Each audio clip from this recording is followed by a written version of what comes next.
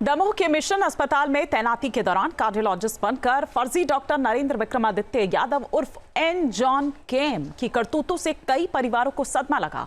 गलत इलाज की वजह से मरीजों की जान तक चली गई। ऐसे ही कुछ पीड़ित परिजनों ने अपना दर्द न्यूज नेशन के साथ साझा किया।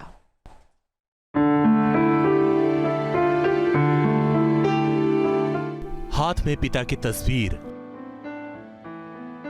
आंखों में आंसू और चेहरे पर मायूसी।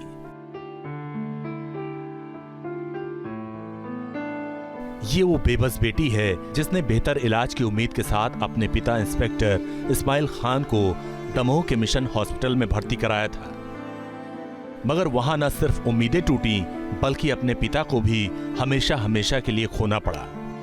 अस्पताल जाते ही इनका सामना फर्जी डॉक्टर नरेंद्र विक्रमादित्य यादव उर्फ एन जॉन कैम से हुआ। इंस्पेक्टर इस्माइल खान की जबलपुर में सफल ओपन हार्ट सर्जरी हुई थी।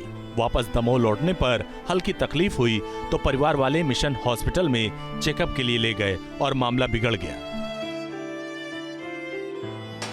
जब यहाँ लेके आए तो उनकी हार्ट बीट बढ़ती थी, तो जबलपुर से जो टैबलेट दी गई थी उससे हार्ट बीट कंट्रोल हो जाती थी और 150 तक आ जाती थी।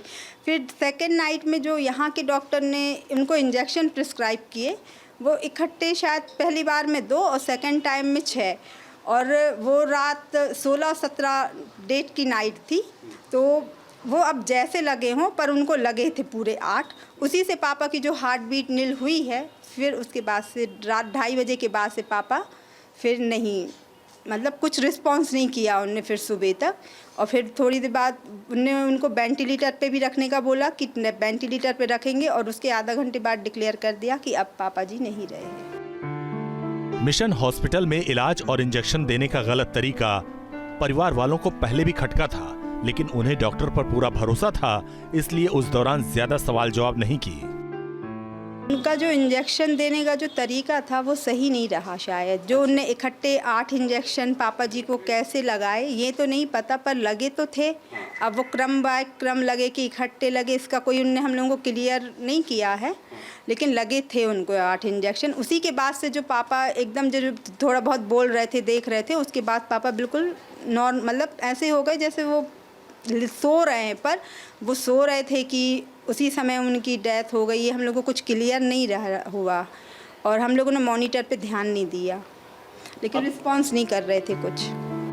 पिता की मौत के बाद पूरा परिवार आज भी गमगीन है। ऐसे में जब फर्जी डॉक्टर नरेंद्र विक्रमादित्य यादव के फर्जीवाड़े की पोल खुली तो सभी हैरान रह गए। परिवार वालों को अब लगने लगा कि फर्जी कार्डियोलॉजिस्ट की लापरवाही से ही उनके पिता अब इस दुनिया में नहीं।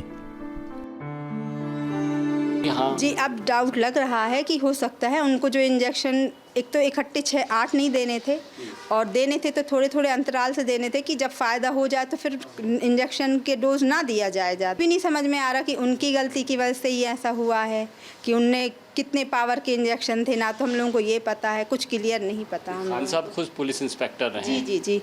और आप लोग भी जागरूक रहे होंगे, लेकिन घबराहट के मारे उस वक्त घबराहट की वजह से हम लोगों ने किसी चीज़ पे ज़्यादा ध्यान नहीं दिया, क्योंकि हम लोगों के लिए पापा की डेथ एक सदमा के लिए जैसी थी, तो हम लोगों ने उस बात पे ज़्यादा ध्यान नहीं दिया। इंस्पेक्टर इस्माइल खान का परिवार दमोह के सिविल वार्ड में रहता है। जिस डॉक्टर पर भरोसा किया वो बेनकाब हुआ, तो अब सभी बेहद परेशान हैं और यही सोच रहे हैं कि काश नरेंद्र यादव से इलाज न कराया होता।